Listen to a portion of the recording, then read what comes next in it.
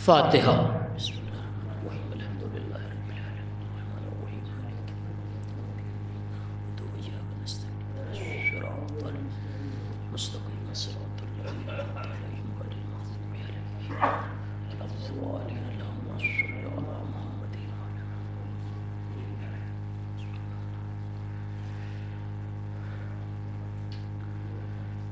لا حول ولا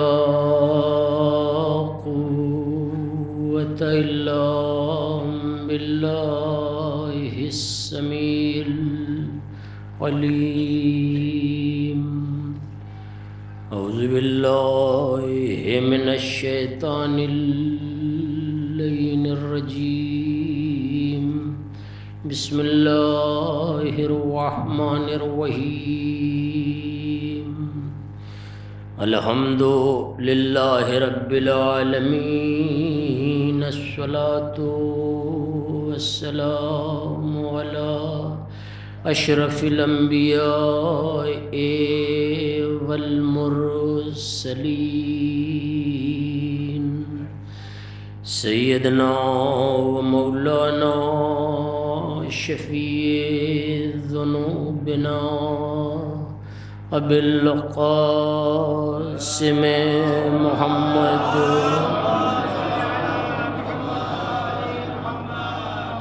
وآلہ الطیبین الطاہرین المعصومین، الذین اذھب اللہ عنہم الرجس وطہرہم تطہیرا۔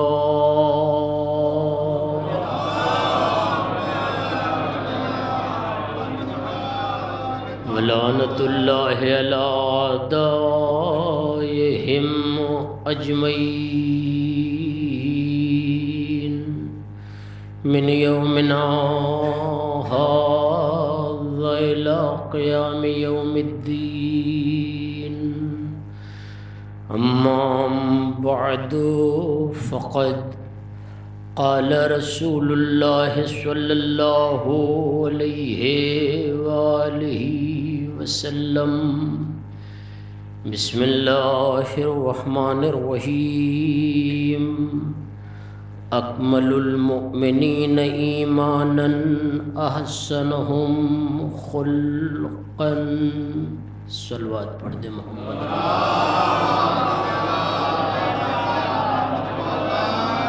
اب حضرات سے مؤدبانہ گزارش ہے کہ ایک بار سورہ حمد اور 3 بار سورہ اخلاص کی تلاوت فرما کر کردار حسین صاحب مرحوم ابن دلدار حسین صاحب کی روح کو ایصال کر دیں۔ بسم اللہ الحمدللہ رب العالمین الرحمن الرحیم مالک یوم الدین، ایاک نعبد و ایاک نستعین، اہدنا الصراط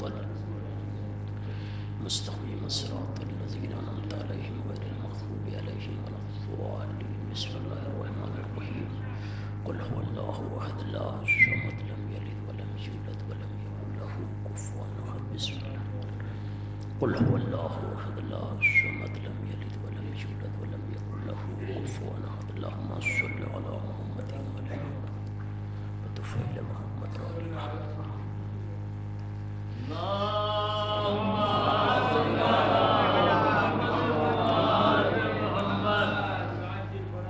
عزیزان گرامی،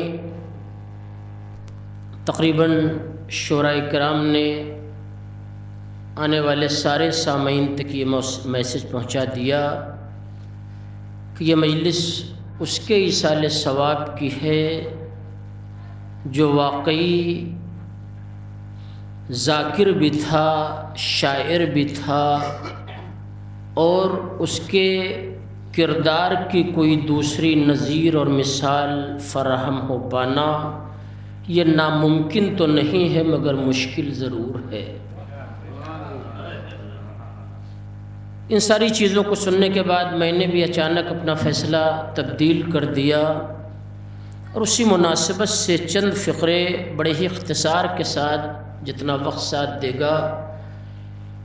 پہلی بار آپ کی بستی میں نہیں آیا ہوں، کئی بار آ چکا ہوں۔ آپ جانتے ہیں کہ میں کبھی اتنا پڑھنے کا عادی نہیں رہا جتنا یاد کر کے آیا ہوں، بلکہ کوشش یہ ہوتی ہے کہ آدھا بچا لیا جائے، آدھا محفوظ کر لیا جائے تو بہتر۔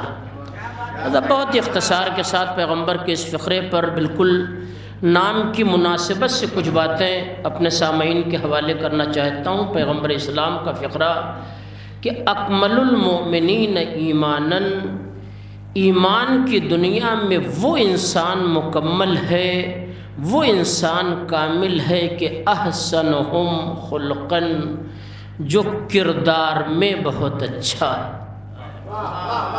توجہ دیا، یعنی ایمان اس کا مکمل ہے جو کردار میں اچھا ہے، یعنی اس کے معنی یہ ہے کہ ایمان کی تکمیل کے لیے بنیادی چیز ہے کردار کا اچھا ہونا۔ کردار جتنا اچھا ہوتا جائے گا ایمان اتنا ہی بلند ہوتا جائے گا۔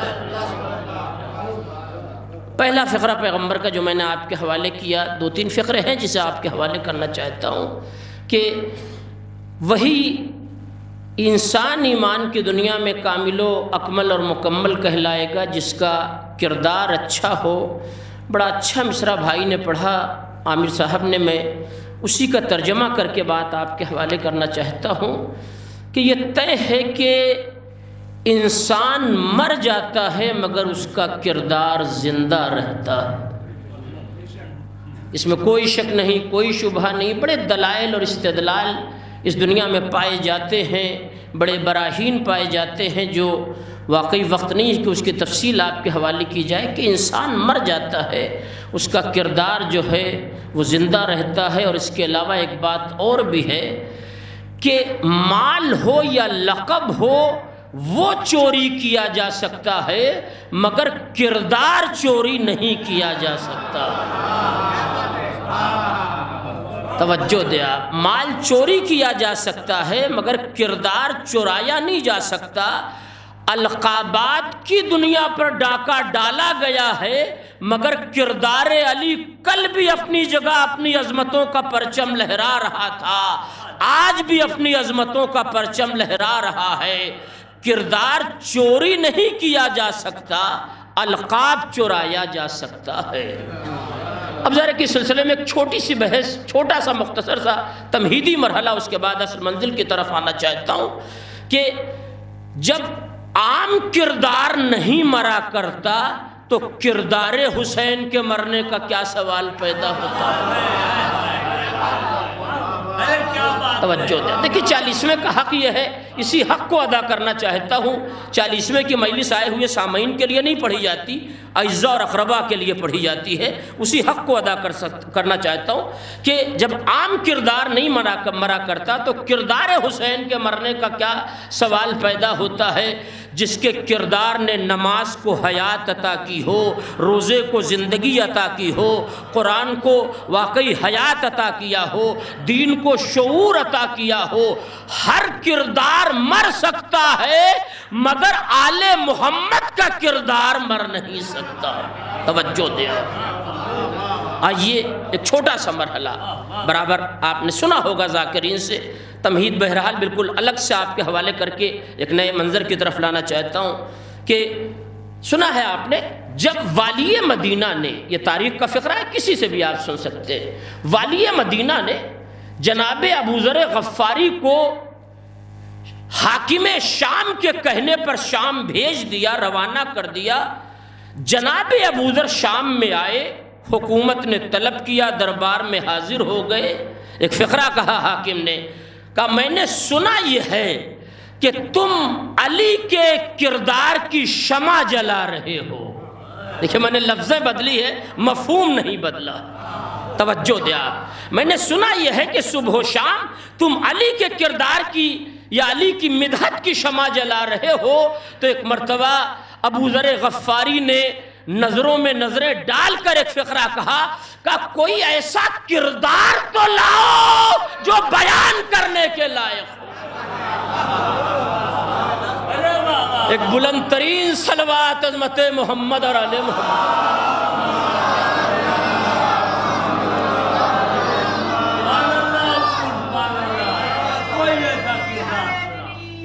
یا علی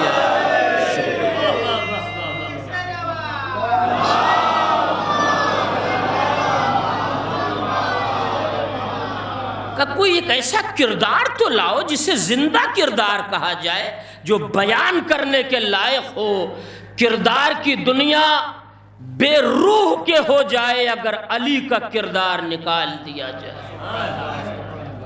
بہت توجہ چاہتا ہوں، اگر علی کا کردار نکال دیا جائے، اگر علی کی سیرت نکال دی جائے، اگر علی کا اخلاق نکال دیا جائے۔ میں صرف شعراء سے اپنی اصلاح چاہتے ہوئے ایک لفظ ان کے حوالے کرنا چاہتا ہوں۔ حاکم شام نے ایک فقرہ کہا اب آج سے علی کی مدحت کا چراغ جلنے نہ پائے۔ توجہ دیا، دیکھیے اس مجمع میں جہاں اپنا مجمع بیٹھا ہو، جہاں اپنے لوگ بیٹھے ہوں، جہاں داد بھی مل رہی ہو، جہاں حوصلے کو بڑھایا بھی جا رہا ہو، جہاں کسی طرح کا کوئی خطرہ نہ ہو، وہاں عظمت مولا بیان کرنا اور ہے۔ جہاں زبان کاٹی جا رہی ہو وہاں عظمت مولا بیان کرنا اور آپ یقین کریں، اگر اس دنیائے بہت توجہ چاہتا دنیائے خطابت میں اگر کسی کو خطیب اہل بیت کہا جا سکتا ہے تو وہ تو جناب میثم ہے یا جناب ابوذر کہ باطل کی آنکھوں میں آنکھیں ڈال کر عظمت علی بیان کیا۔ کہ آج سے شام میں علی کے کردار کی شمع جلنے نہ پائے۔ کیا جواب دیا جناب ابوذر نے؟ کہ حاکم شام سن لے، اب تک مدینے کی صبح میں علی کے کردار کی شمع جلتی تھی، آج سے شام کے اندھیرے میں علی کے کردار کی شمع جلے گی۔ ایک صلوات پڑھ دے محمد اور علی محمد۔ شکر گزار، آج سے شام کے اندھیرے ہی میں علی کے کردار کی شمع جلے گی۔ یاد رکھ، تو نے جس سلسلہ روکنے کے لیے مجھے بلایا ہے، میں ختم ہو جاؤں گا، سلسلہ جاری رہے گا۔ اب یہاں سے 10 منٹ مجھے ہو گئے، 30 سے 35 منٹ فضائل کے نام پر، مگر اسی رخ کو آپ کے حوالے کرنا چاہتا ہوں۔ کردار کی سب سے بہترین خوبی، توجہ دیا، بالکل وقتی طور پر سارے مرحلے تیار کر کے آپ کے حوالے کر رہا ہوں کہ کردار کی سب سے بہترین خوبی، سب سے اچھی چیز کردار کی، پہلا مرحلہ تو یہ ہے کہ جب یہ بات پوچھی گئی کہ انسان کے کردار کی خوبی کیا ہے تو جواب ملا کہ صفات الہیہ کو اپنے اندر پیدا کر لینا یہ کردار کی سب سے بڑی خوبی ہے۔ دیکھیے دور حاضر کی ذاکری واقعی اتنی عام سطح سے آگے بڑھ رہی ہے کہ کبھی کبھی بڑی دقتیں پیدا ہوتی ہیں، مگر بہت کم ایسا ہوتا ہے کہ اتنا واقعی بڑا بافہیم مجمع، شعور اور فکر کی منزلوں سے آراستہ مجمع مل جائے۔ بڑا کم ایسا اتفاق ہوتا ہے۔ کچھ دن پہلے ہمارے بزرگ یہاں تو ایک موجود بھی ہیں، قمر بھائی بھی موجود ہے، مولانا ابوالقاسم صاحب کا 40واں، اس میں مجھے ایک اچھا مجمع ملا، میں نے اسی اعتبار سے گفتگو کی، آج بھی مجھے ویسا ہی مجمع ملا ہے، میں اسی اعتبار سے گفتگو کو آگے بڑھانا چاہتا ہوں کہ کردار کی خوبی یہ ہے کہ صفات الہیہ پیدا کر لیے جائیں۔ توجہ دے آپ، بہت توجہ، یعنی اس کے معنی کیا ہے؟ صفات الہیہ پیدا ہوتے جائیں گے، کردار نکھرتا چلا جائے گا۔ صفات الہیہ واقعی حاصل ہوتے چلے جائیں گے، کردار نکھرتا چلا جائے گا۔ اور یہ بھی سن لیجئے، ایک دو صفت خدا کی پیدا ہو جائے تو انسان مومن بنتا ہے، جب سارے صفات پیدا ہو جائے تو امیر المومنین بنتا ہے، پھر تو مرحلہ ہی بالکل الگ ہو جاتا ہے۔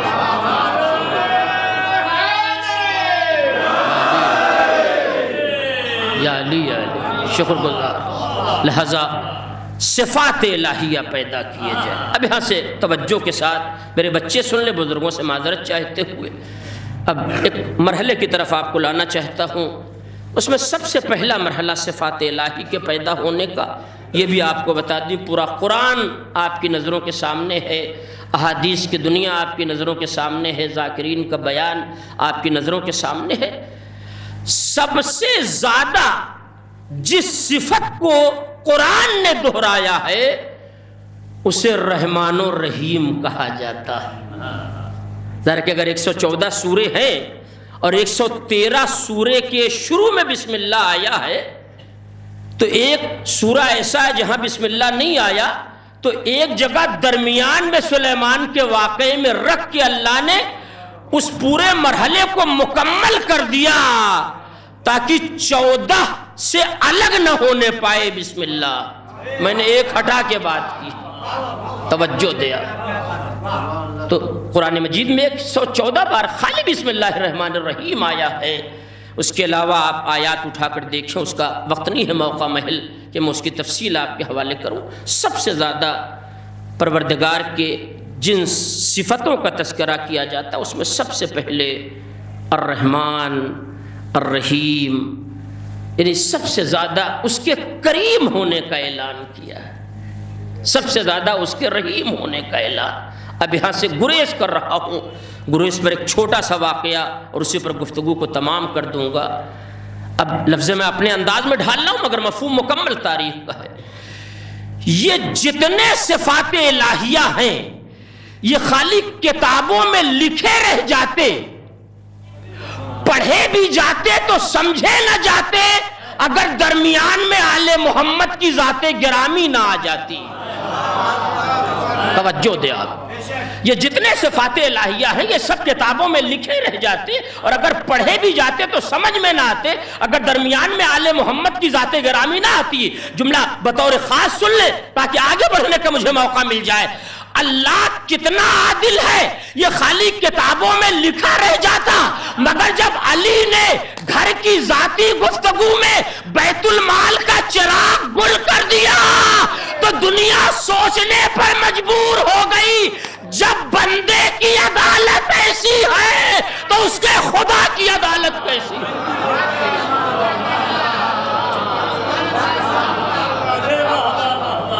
دنیا سوچنے پر مجبور ہو گئی کہ جب بندے کی عدالت کا معیار ہے تو اس کے خدا کی عدالت کا معیار کیا ہوگا؟ آئیے پلٹ کر اپنی منزل پر آ جائیے۔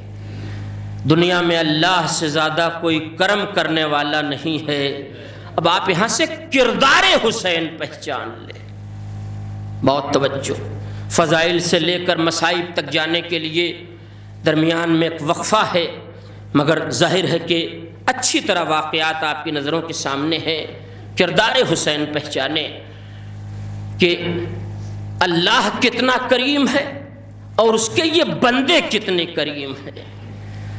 اپنی فاضل اور بچی ہوئی آمدنی سے کار خیر کرنا اور ہے، بچوں کو فاقے سے رکھ کر روٹی سائل کے حوالے کرنا اور ہے۔ آپ کرم پہچانے، آپ اس گھرانے کا کرم پہچانے۔ بہت توجہ، اب تاریخ پر کسی خطیب کی اجارہ داری نہیں ہوتی، وہ لفظوں کو اپنی خطابت کی مشین میں ظاہر ہے کہ پیس کر ایک نیا نتیجہ سامعین کے حوالے کر سکتا ہے۔ تاریخ ہے، ہر آدمی سے آپ سن چکے ہوں گے، مگر میں بھی اسی تاریخ کو ذرا سا کم واقعہ پڑھا جاتا ہے۔ کردار حسین آپ پہچانے۔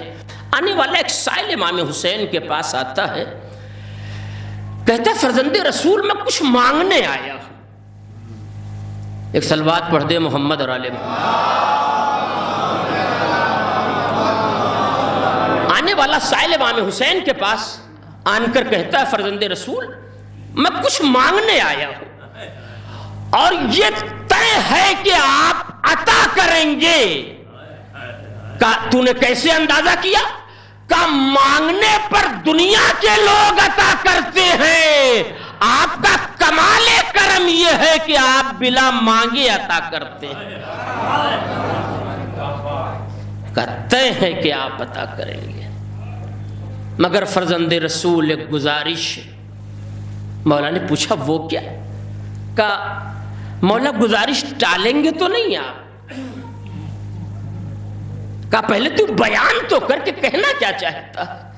کہا فرزند رسول ایک بات آپ مجھ سے پوچھ لیں۔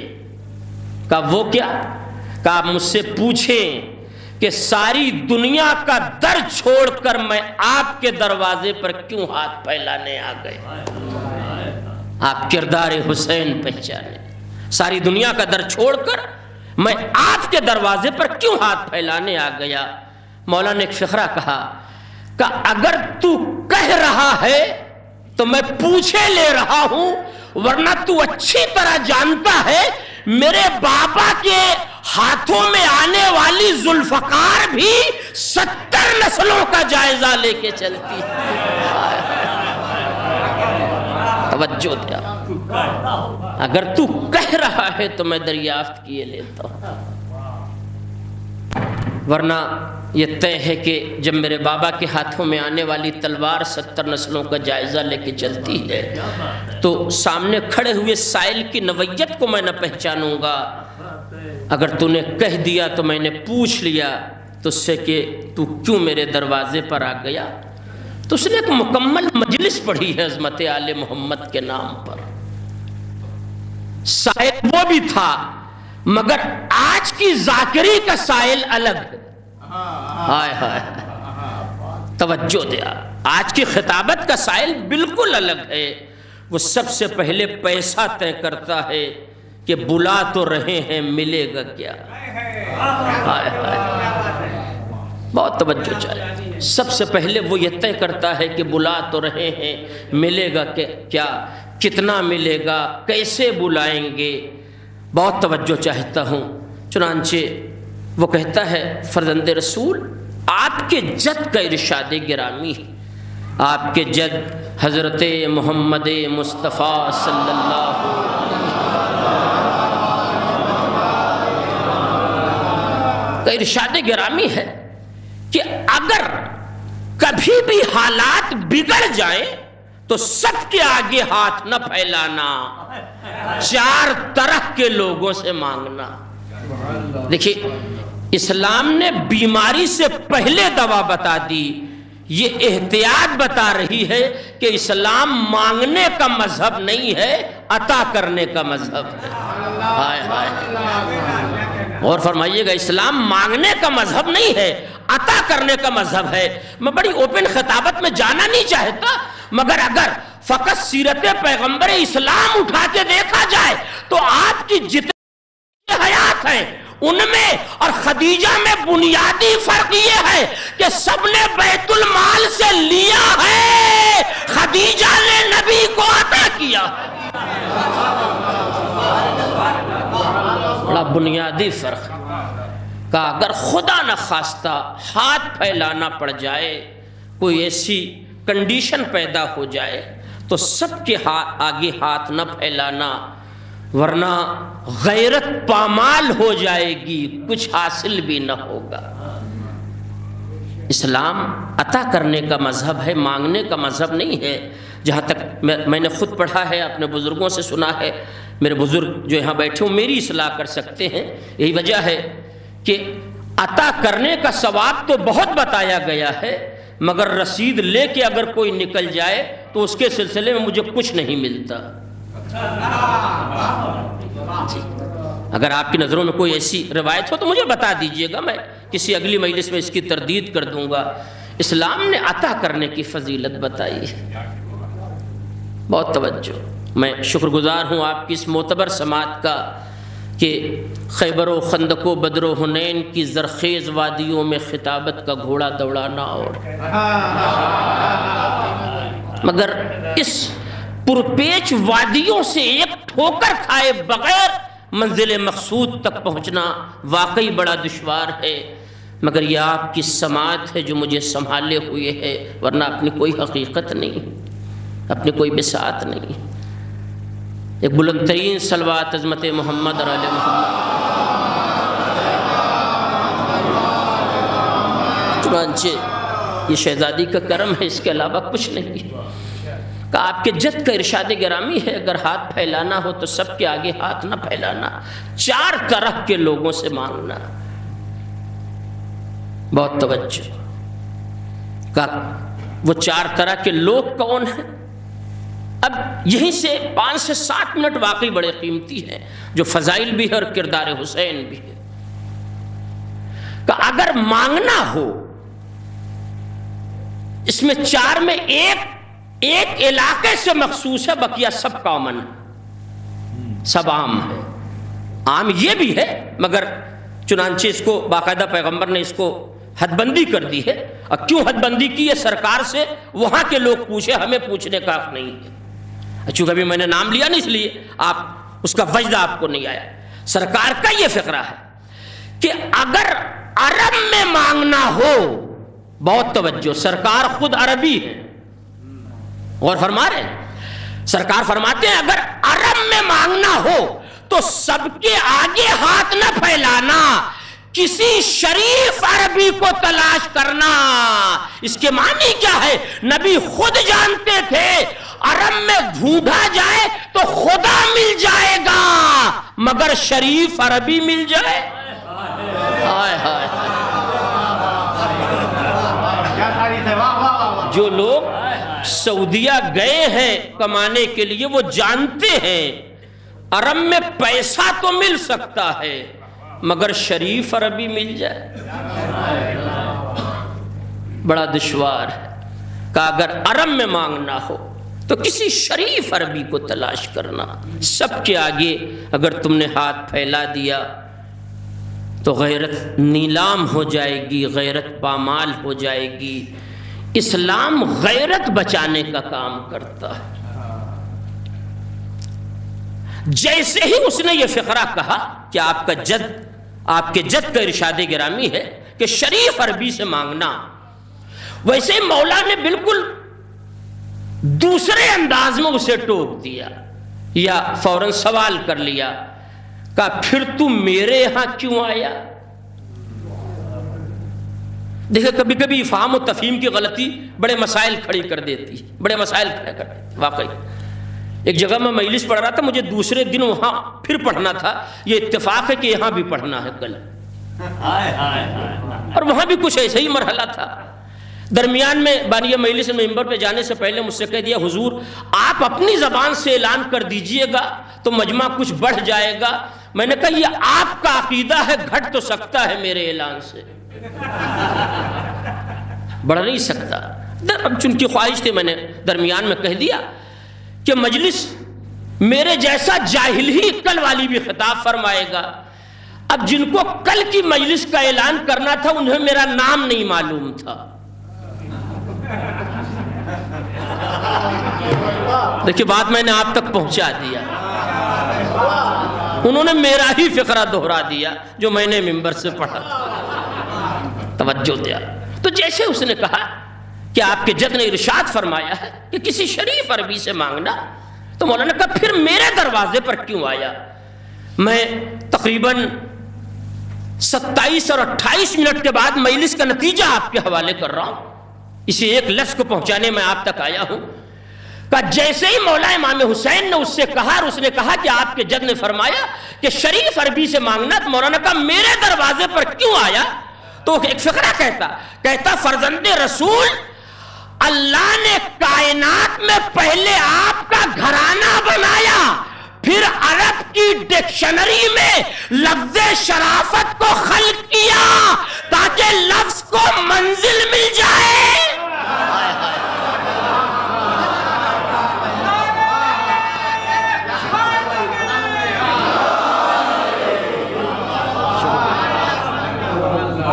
تاکہ لفظ کو منزل مل جائے، لفظ کو مصداق مل جائے۔ یعنی آپ کا گھرانہ نہ ہوتا تو اللہ عرب کی ڈکشنری میں لفظ شرافت کو پیدا ہی نہ کرتا۔ توجہ دے، مگر وہ امام حسین تھے، انہوں نے مسکرا کر اس فقرے پر اعتراض وارد کر دیا۔ کہنے لگے میں تیری لفظی خطابت سے خوش نہیں ہو سکتا، ہائے ہائے، میں تیری لفظی خطابت سے خوش نہیں ہو سکتا، اگر تو نے ہماری خاندانی شرافت کا قصیدہ پڑھا ہے تو تجھے دلیل لانی ہوگی۔ لیکن پہلا فقرہ ایک طریقے سے لفظی خطابت ہے، اور یہ مولا کہتے ہیں میں تیری لفظی خطابت سے خوش نہیں ہو سکتا۔ قیصر عباس کی ظاہر ہے کہ لفظی خطابت سے اہل مصطفیٰ بعد خوش ہو جائیں گے، مگر مولا کہتے ہیں میں نہیں خوش ہو سکتا۔ اگر تو نے ہماری خاندانی شرافت کا کلمہ پڑھا ہے تو تجھے دلیل لانا پڑے گا۔ مسکرا کے کیا فقرہ کہتا ہے۔ اب ظاہر ہے کہ فقرہ میں اپنے انداز میں آپ کے حوالے کر رہا ہوں، روایت کا منظر ذرا سا الگ ہے۔ جیسے مولا نے کہا میں تیری لفظی خطابت سے خوش نہیں ہو سکتا، میں نے کہا مفہوم میں آپ کے حوالے کر رہا ہوں۔ مسکرا کے کہتا مولا خالی ایک مجلس یاد کر کے نہیں آیا ہوں، پورا عشرہ تیار ہے۔ ہائے ہائے، مسئلہ خالی ایک مجلس کا نہیں، مولا پورا عشرہ پڑھ دوں گا آپ کی خاندانی شرافت کے اوپر، آپ اتنا وقت سننے کے لیے فراہم کریں۔ کہا نہیں، جتنی جلدی ہو سکے دلیل لے آ، تاخیر مت کر۔ اور میں اب یہاں سے اپنے نوجوان بچوں کو اپنے بیان کے ساتھ لانا چاہتا ہوں، بزرگوں سے معذرت چاہتے ہوئے۔ جیسے ہی مولا نے کہا کہ جتنی جلدی ہو سکے دلیل لا، تاخیر مت کر، وہ کہتا فرزند رسول مانگنے میں آیا ہوں۔ ہائے ہائے ہائے، مجھے ملنے میں تاخیر ہو رہی ہے، آپ کیوں ظاہر ہے کہ اتنا پریشان ہے؟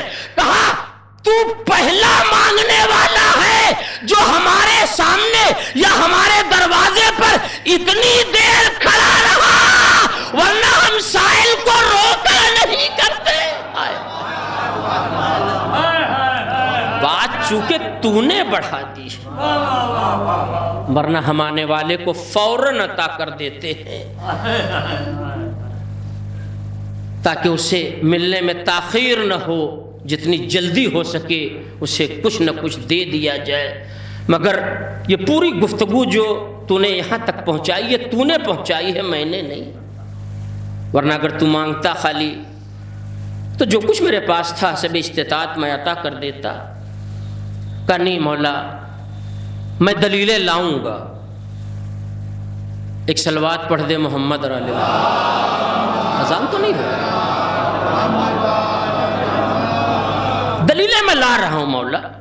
کہا جلدی دلیل لا، اذان ہو رہی کیا؟ ایک اور صلوات پڑھ دے محمد اور علیہ۔ بس میں بھی گفتگو ہی سے سمیٹے دے رہا ہوں، توجہ دے آپ۔ مولا نے کہا دلیل لے آ، وہ دلیل لاتا ہے، دلیل سن لیجئے۔ کہا فرزند رسول آپ کی اور آپ کی خاندانی شرافت کی پہلی دلیل۔ کہا وہ کیا؟ کہ جب پورا عرب ایک ایسے قحط میں ڈوبا ہوا تھا کہ باپ بیٹوں سے روٹیوں کا ٹکڑا چھپا کے رکھ رہا تھا۔ دیکھیں قحط کا اس سے بھیانک منظر نہیں پڑھا جا سکتا۔ دنیا کے ہر ماں باپ اپنے بچے کو پروان چڑھانے کے لیے ہر قربانی دے دیتے ہیں، مگر عرب ایسے قحط کی منزل پر آ گیا تھا کہ باپ بیٹوں سے، اپنے اولاد سے، اپنے بچوں سے روٹیوں کا ٹکڑا چھپا کے رکھ رہا تھا۔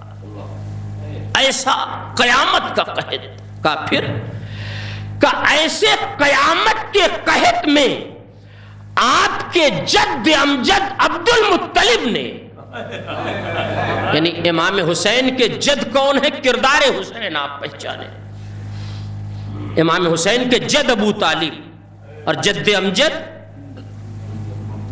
جزاک اللہ۔ اب جناب عبد المطلب آپ کے جد امجد نے روٹیوں کا انبار گھر سے باہر لگا دیا۔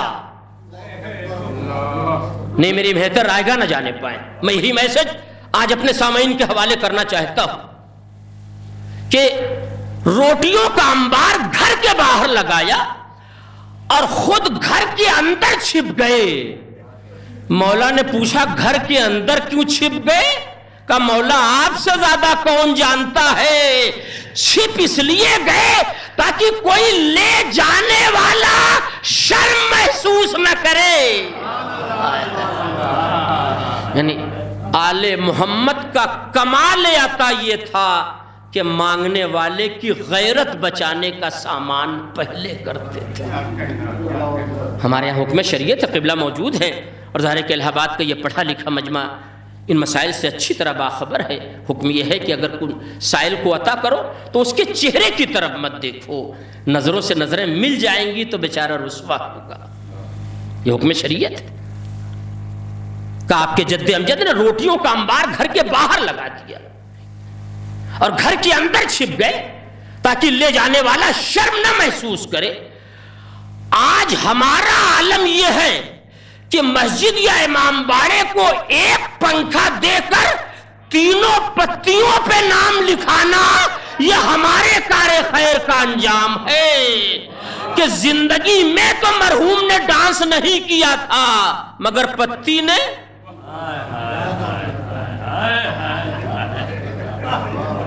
ایک صلوات پڑھ دے محمد اور علیہ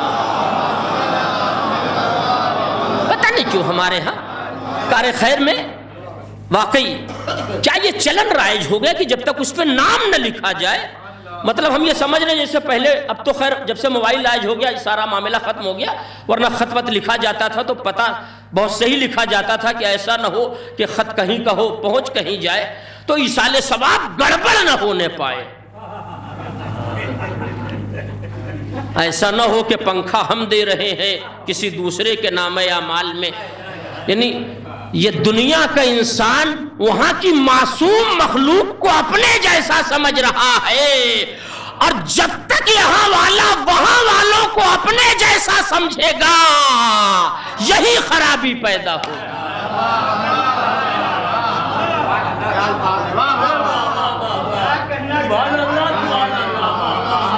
آپ کے جد امجد گھر سے باہر کے اندر داخل ہو گئے تاکہ شرفا روٹیوں کو لے جانے میں شرم محسوس نہ کریں۔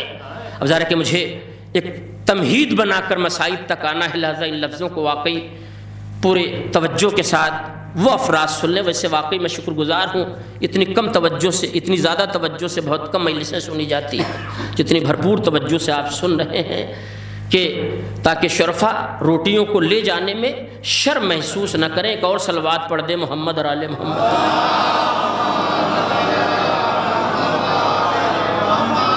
ایک اور صلوات پڑھ دے محمد اور آل محمد۔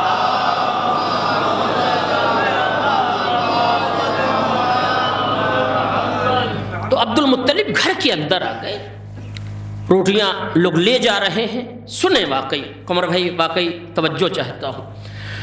اس نے شرافت کی پہلی علامت یہ بتایا کہ بھوکوں کو کھانا کھلانا۔ دیکھیں میری اپنی ریسرچ ہے جو آپ کے حوالے کر رہا ہوں۔ شرافت کی پہلی علامت کیا بتایا؟ جزاک اللہ۔ اس کے معنی کیا ہے؟ آج کی دنیا میں جو خالی دوسروں کے کھانے پر نظر رکھتے ہیں انہیں اپنی شرافت کا جائزہ لینا چاہیے کہ اگر ذرہ برابر بھی شریف ہوتے تو کھلانے کا بھی حوصلہ پیدا کرتے۔ نہیں میری محنت آگا نہ جانا پہ دلیل لا رہا ہوں، کوئی اپنی غربت کو بنیاد بنا کے فرار نہ کرے۔ سلمان نے ابو ذر کی دعوت کی تو خالی روٹی لا کے رکھ دی،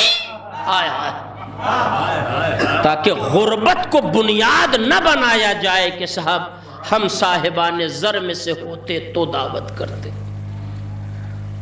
پہلی علامت اس نے بتایا بھوکوں کو کھانا کھلانا۔ بہت توجہ، مولانا نے کہا جلدی سے دوسری دلیل لے آ تاکہ میں تجھے عطا کروں، اس لیے کہ جتنی دیر تو میرے دروازے پہ کھڑا رہے گا تیرا اجر بڑھتا چلا جائے گا۔ حالانکہ امام حسین خود بھی چاہتے تھے کہ یہ کچھ دیر رک جائے تاکہ اس کے اجر میں اضافہ ہو جائے۔ بہت توجہ کا دوسری دلیل، بہت توجہ، اسے بھی سن لے میرے بچے۔ کا دوسری دلیل یہ ہے کہ آپ کے جد ابو طالب نے، اب یہ ظاہر ہے کہ آپ کے گھر کا میٹر ہے، میرا نہیں میٹر ہے، علامہ ذیشان حیدر جوادی نے قمر بنی ہاشم میں بھی یہ فقرہ لکھا ہے، صرف تضمین میری، مصرع ان کا، کہ جناب ابو طالب نے 18,000 دینار قرض لیا دکان کھولنے کے لیے، اسکول کھولنے کے لیے، کاروبار کرنے کے لیے، بچوں کی فیس جمع کرنے کے لیے، شادی کرنے کے لیے نہیں. خود سرکار علامہ جوادی لکھتے ہیں پورے حوالے کے ساتھ کہ 18,000 دینار قرض لیا تاکہ اللہ کے مہمان جو مکے میں حج کرنے آئے انہیں شیریں پانی پلایا جائے. ہائے ہائے ہائے. یعنی اس نے شرافت کی دوسری علامت یہ بتائی کہ پیاسوں کو، بہت توجہ، شرافت کی دوسری علامت پیاسوں کو پانی پلانا. 18,000 دینار قرض لیا یا 18,000 درہم قرض لیا اس لیے کہ پیاسوں کو پانی پلایا جائے. یعنی جو اللہ کے مہمان مکے میں آ رہے ہیں، مہمان خدا کے ہیں، پانی یہ پلا رہے ہیں. نہیں، توجہ چاہتا ہوں. اب اس سے زیادہ لفظ میرے پاس آج اوپن ہونے کے لیے نہیں ہے کہ آج زمزم کے نام پر ٹیکس لے کر خادم حرمین ہونا اور ہے، قرض لے کے حاجیوں کی خدمت کرنا اور ہے. توجہ دے. شکر گزار. جزاک اللہ، جزاک اللہ.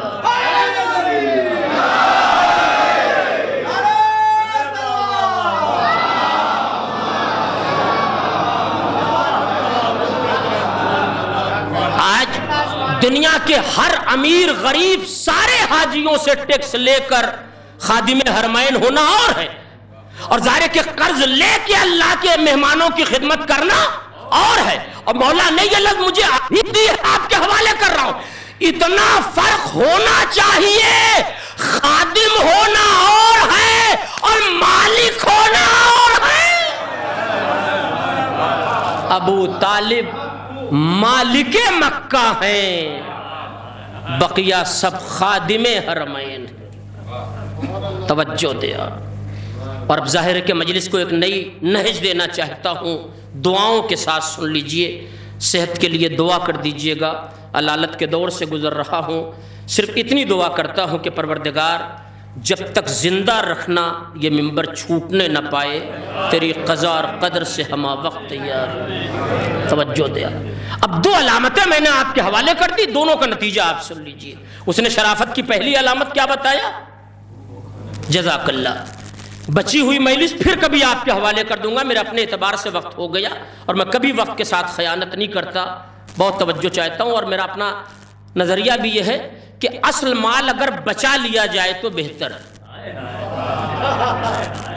اگر پورا مرحلہ بائی پاس سے گزر جائے، اصل مال بچا لیا جائے تو بہتر ہے.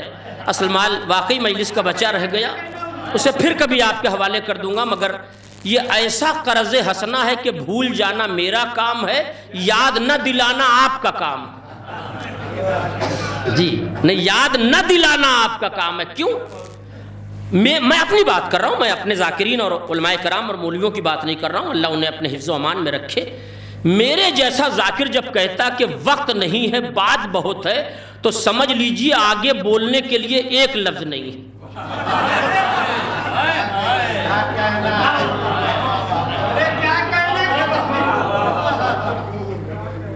آپ یقین کریں وہ کیسے اپنی خطابت کی آبرو بچائے، تو وہ وقت کو بنیاد بنا کر سہارا لے لیتا ہے اور وہ کہتا ہے کہ وقت نہیں.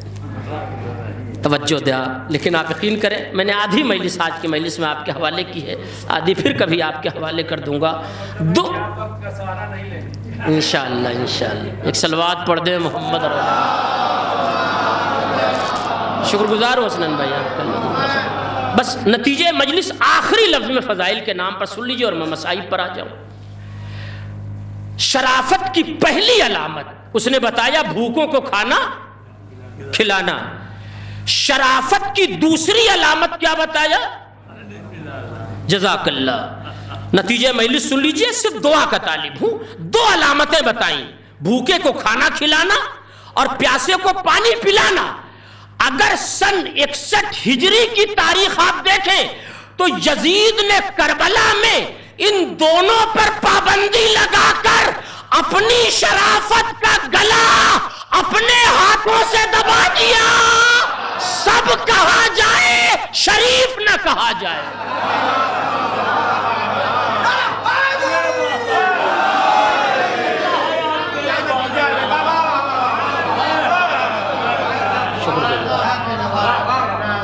یزید نے کربلا میں ان دونوں پر پابندی لگا کر اپنی شرافت کا گلا اپنے ہاتھوں سے دبا دیا۔ پیسہ لے کر خلیفۃ المسلمین تو کہا جا سکتا ہے دے کر، مگر شریف نہیں کہا جا سکتا۔ اپنی شرافت کا گلا اپنے ہاتھوں سے دبا دیا۔ کیسے دبا دیا؟ حسین کے ان بچوں پر پانی بند کر دیا جس کی جدہ ماجدہ کے مہر میں دنیا کے سارے سمندر تھے، دنیا کے سارے وہ مرحلے تھے۔ میں جانا چاہتا تھا آج کی ان دنوں کی تاریخوں کو پیش نظر رکھ کر، مگر وقت نے ساتھ نہیں دیا۔ پھر کبھی اسے آپ کے حوالے کر دیا جائے گا۔ کبھی آپ سوچیں امام حسین کے چھوٹے چھوٹے وہ بچے جو کربلا میں پیاس سے بلک رہے ہیں، انہوں نے کرم حسین کا وہ منظر بھی دیکھا ہے کہ یزید کے ہر کے 1000 پیاسے سپاہیوں کو جب حسین پانی پلا رہے تھے تو کسی پشت ناقہ پر حسین کی سکینہ بھی رہی۔ جزاک اللہ۔ میرا اپنا ایک مزاج ہے، میں نے بہت کچھ واقعی سیکھا ہے اور حاصل کیا ہے اپنے اس مرحوم خطیب سے جسے سرکار ابو القاسم کہا جاتا تھا۔ اگرچہ بہت سی لفظوں کا انطباق انہی کی طرف ہو جاتا ہے، مگر یہ میری اپنی لفظیں ہیں۔ میں چاہتا ہوں کہ مصائب بھی آپ کے ذہنوں میں شعور کی گہرائیوں تک اتر جائے۔ آپ سوچیں عباس کی آغوش کی پروردہ سکینہ کیا الاتش کی آوازیں یوں ہی بلند کرے گی جبکہ وہ جانتی ہے کہ پانی نہیں مل رہا؟ نہیں، میں مصائب کو انہیں لفظوں پر ترتیب دینا چاہتا ہوں۔ حسین کی بیٹی، علی کی لاڈلی، زینب کی آغوش کی پلی ہوئی بچی کیا فریادیں بے فائدہ کرے گی الاتش کی لفظوں کے ساتھ؟ نہیں، سوچئے گا نہیں۔ میں 2 فریادیں آپ کے حوالے کر رہا ہوں۔ جب ہر شب عاشور اپنے خیمے میں ٹہل رہا تھا تو تنہا آتا اگر سکینہ نے آواز الاتش نہ بلند کی ہوتی۔ جزاک اللہ۔ اگر بی بی نے آواز الاتش نہ بلند کی ہوتی، کیوں؟ آپ کو معلوم ہے، چاہے بھائی نے پوچھا ہو، بیٹے نے پوچھا ہو، غلام نے پوچھا ہو، آپ کیوں اتنا بے قرار ہے؟ تو ہر اپنی طرف سے کوئی دلیل نہیں لایا، سب کو ساتھ لیا، ایک ٹیلے کے قریب آ کے کھڑا ہو گیا، کہا کچھ سن رہے ہو؟ کہاں کچھ فریاد ہے بچوں کی، الاتش۔ یہ بچے پانی نہیں مانگ رہے ہیں، توجہ دے آپ، عقیدے کے پیاسے ہر کو ادھر سے نکال کر ادھر لانا چاہتے ہیں۔ یہ ہے اس الاتش کا فلسفہ جو عباس کی آغوش میں پلنے والی سکینہ نے شب عاشور اٹھایا۔ دوسرا مرحلہ، دعا دے دیجئے گا، بڑی محنت کی ہے یہاں تک پہنچنے کے لیے۔ جب حسین کے قریب آ کر حسین کی فوج کا کمانڈر اور بھائی ام البنین کا لال آ کر کھڑا ہو گیا، آقا اب تو مجھے مرنے کی اجازت دے دیجئے، اب یہ غلامی ہے، ذرا محسوس کریں۔ آقا کہتے تم میرے لشکر کے علمبردار ہو۔ عباس نے انکار نہیں کیا، مگر اس طرح سے دیکھا تاکہ آقا بھی دیکھ لے۔ داہنی طرف دیکھا، بائیں طرف دیکھا، حسین نے رو کے پوچھا بھیا کیا دیکھ رہے ہو؟ بھیا کیا دیکھ رہے ہو؟ کہا وہ لشکر دیکھ رہا ہوں جس کا آپ حوالہ دے رہے ہیں۔ آپ یقین کریں امام وقت خاموش ہو گئے، فوراً کوئی لفظ نہ زبان پر آئی۔ در خیمہ سے بچی نے امامت کے سکوت کو محسوس کر لیا تو ایک فقرہ کہا الاتش تاکہ سکوت امامت کو گویائی کا راستہ مل جائے۔ جزاک اللہ، خدا ان آوازوں پہ رحمت نازل کرے۔ اب بچی نے فوراً الاتش کی آوازیں اس لیے بلند کر دی تاکہ سکوت امامت کو گویائی کا راستہ مل جائے، اور مل گیا۔ حسین کہتے ہیں بھیا خیمے میں بچے پیاسے ہیں اور تم جنگ کی اجازت مانگ رہے ہو عباس، اگر مقتل میں جانا ہے تو پہلے بچوں کے لیے پانی کی سبیل کر دو۔ ہمارے محترم ظاہر کہ حسنین صاحب پڑھ رہے تھے، میں ان شعراء سے معذرت چاہتا ہوں یا سوس خان سے کہ میں نہیں پہنچ پایا۔ اصل میں مجھ سے یہ بتایا گیا تھا کہ اذان کے بعد آپ ممبر پر بیٹھیں گے، میں کمرے میں بیٹھا رہ گیا۔ یہ عزادارو رونے والوں، اس میں ایک مصرع انہوں نے پڑھا کہ مرنے والے تجھے محرم میں مجلسیں ڈھونڈیں گی۔ مجھے مصرع کا محبت یاد نہیں رہ گیا، مگر مفہوم یہی ہے کہ مرنے والے تجھے مجلسیں محرم میں ڈھونڈیں گی۔ اے شہزادی، اب تک آپ کے لال کا ذاکر مجمع کو رلا کر آپ کے غموں کا مرہم فراہم کرتا تھا۔ اے مادر حسین زہرا، آؤ ان کے بچوں کو تسلی دے دو۔ جزاک اللہ،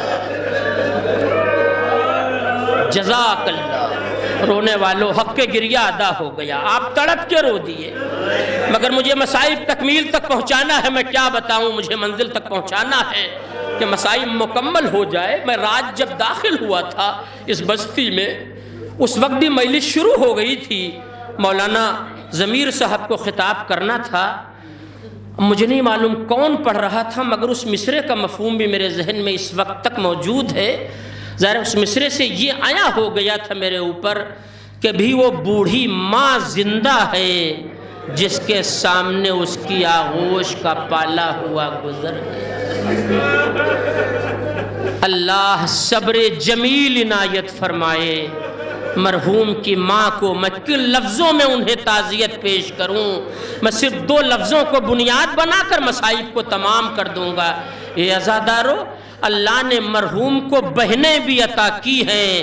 میں نے صبح میں پوچھا کتنے بھائی بہن تھے، مجھے ساری باتیں بتائی گئیں۔ آپ یقین کریں، ظاہر ہے کہ 4 بہنیں، بڑی شان سے بھائی کا جنازہ اٹھا ہوگا، بیٹیاں بھی تھیں۔ واقعی ایسا محسوس ہوا ہوگا کہ قیامت اٹھ رہی ہے، جنازہ نہیں اٹھ رہا ہے۔ اے رونے والوں، کربلا کے مرحلے کے بعد جب زینب مدینے آئی تو نانا کی قبر پر ایک فریاد کیا، نانا میرا ماجایا مارا گیا، مجھے کوئی شکوہ نہیں، نانا مجھے دیار بدیار پھرایا گیا، زینب کو کوئی شکوہ نہیں۔ نانا شکوہ ایک ہے کہ 11 محرم کو مجھے کربلا کے مقتل سے اس طرح سے گزارا گیا جیسے حسین سے میرا کوئی رشتہ نہ ہو۔ جزاک اللہ، جزاک اللہ، خدا ان آوازوں پہ رحمت۔ بس عزیزو، وقت نہیں بچا، میں مصائب کو آخری منظر پر لے آیا۔ اللہ ان بیٹوں کو صبر جمیل عنایت فرمائے۔ سیوم کی مجلس میں ذاکر نے کچھ نہ کچھ ان کی تسلی کے لیے پڑھا ہوگا۔ میں آخری فقرہ ان بھائیوں کے لیے پڑھے دے رہا ہوں کہ جن کے بڑے بھائی کا سایہ ان کے سر سے اٹھ گیا۔ بھائی تڑپ رہے ہیں، بہنیں تڑپ رہی ہیں، بچے تڑپ رہے ہیں۔ یہ عزادارو، یہ مصائب کا فقرہ بھی آپ ہی کا ہے، میرا نہیں ہے۔ میرے بڑے قریب ترین دوست کراری کے رہنے والے مولانا عزادار صاحب قبلہ میرے ساتھ سریا میں عشرہ پڑھ رہے تھے، انہوں نے 8 محرم کو مصائب کا یہ فقرہ پڑھا۔ حوالہ اس لیے دے رہا ہوں تاکہ تعلیمی چوری نہ کہلائے، میرا اپنا مزاج ہے۔ انہوں نے یہ فقرہ پڑھا کہ جب آقائے خوئی روضہ جناب عباس پر زیارت پڑھتے تھے تو جو زیارت مذکور ہے اس میں 2 فقرے کا اضافہ کرتے تھے۔ بھائیوں کی تسلی کے لیے فقرہ سن لے اور مصائب اور مجلس دونوں مکمل ہو جائے۔ وہ 2 فقرے کا اضافہ کیا تھا؟ جب آقا خوئی زیارت جناب عباس پڑھتے تھے تو 1 فقرے کا اضافہ کرتے تھے، السلام علیکہ یا حجاب زینب، اے زینب کے پردے تجھ پہ ہمارا سلام۔ جزاک اللہ۔ مجھے نہیں معلوم آقا خوئی یہ فقرہ کیوں پڑھتے تھے، مگر تاریخ کربلا پڑھنے کے بعد سمجھ میں آئی یہ بات کہ جیسے ہی زینب کی رضا چھنی، نہ مدینے کا رخ کیا، نہ نانا کی قبر کا رخ کیا، نہ کربلا میں نشیب کی طرف دیکھا، فرات کا رخ کیا۔ اے بھیا، اے میرے عباس، زینب بے رضا ہو گئی۔ جزاک اللہ۔ ختم ہو گئی مجلس، آپ رو چکے، میں پڑھ چکا۔ پروردگار یہ مجمع مجلس حسین میں آیا ہے، یہ اپنی جھولیاں خالی نہ لے کے جانے پائے، ان کی دلی مرادوں کو برلا۔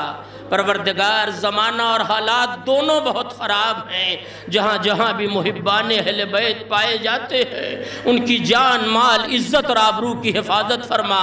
آخری لفظ پڑھ رہا ہوں عزادارو، غور سے سن لیجئے گا تاکہ حق کے گری ادا ہو جائے۔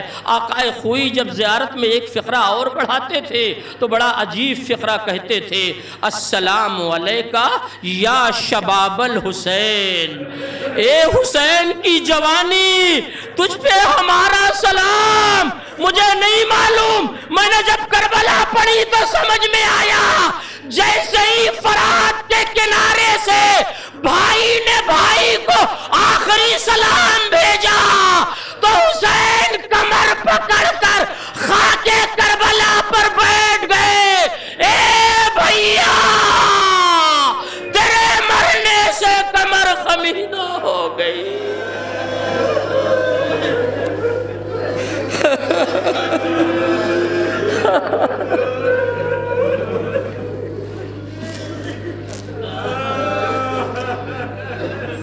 وَسَيَعْلَمُ الَّذِينَ ظَلَمُوا أَيَّ مُنْقَلَبٍ يَنْقَلِبُونَ إِنَّا لِلَّهِ وَإِنَّا إِلَيْهِ رَاجِعُونَ اللہم بحق الزہراء بیہا وبالہا وبنیہا۔ پروردگار تجھے واسطہ ہے محمد مصطفیٰ، ان کے ذریت طاہرہ کا ہمیں اعمال صالحہ کی دولت سے مالا مال کر دے۔ ہمارے درمیان جو مقروض ہیں ان کے قرض کو پورا کر دے۔ بیمار کربلا کے تصدق میں جو بیمار ہوں انہیں شفائے کامل و عاجل عنایت فرما۔ ہماری قوم اور ملت کے جو بچے تعلیم حاصل کر رہے ہیں ان کو ان کے مقاصد میں کامیاب کر دے۔ جو بے روزگار ہیں انہیں صاحب روزگار کر دے۔ پروردگار تجھے واسطہ ہے محمد اور آل محمد کا، تجھے واسطہ ہے تیرے حبیب کی اس بیٹی کا جس کی شہادت کی تاریخیں قریب آ گئی ہیں۔ میرے مالک، ہم تیری قضا اور قدر سے ہمہ وقت راضی ہیں، مگر جب تک زندہ رکھنا، عزت اور آبرو کے ساتھ زندہ رکھنا۔ یہ ہاتھ جو تیرے سامنے پھیلا ہے کسی اور کے سامنے نہ پھیلنے پائے، یہ سر جو تیرے سامنے جھکا ہے کسی اور کے سامنے نہ جھکنے پائے۔ پروردگار ہمیں اپنا محتاج بنانا، کسی اور کا محتاج نہ بنانا۔ پروردگار چاہنے والوں کی نظریں جب جنت البقیع کی ٹوٹی ہوئی قبروں پر پڑتی تو دل خون کے آنسو رونے لگتا۔ تو ان اللہ علی کل شیء قدیر کا مصداق ہے، تو غیب سے سبیل پیدا کر دے کہ شہزادی اور دیگر ائمہ کی ٹوٹی ہوئی قبریں بشکل روضہ تعمیر ہو جائیں۔ مرحوم کو جوار معصومین میں جگہ عنایت فرما، ان کے جملہ پسماندگان کو صبر جمیل کی دولت سے مالا مال کر دے۔